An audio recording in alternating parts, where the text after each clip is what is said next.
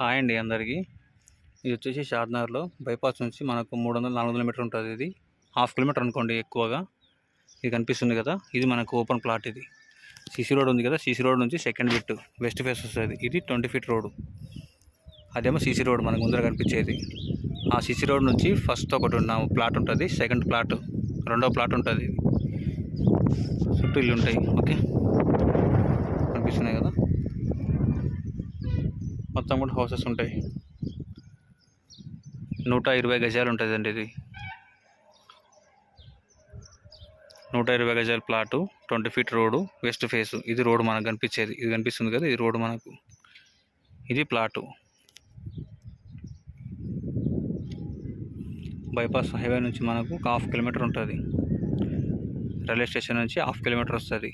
Bus stand 2 kilometre వస్తుంది. ఇది plot మనకు వెస్ట్ ఫేసు 120.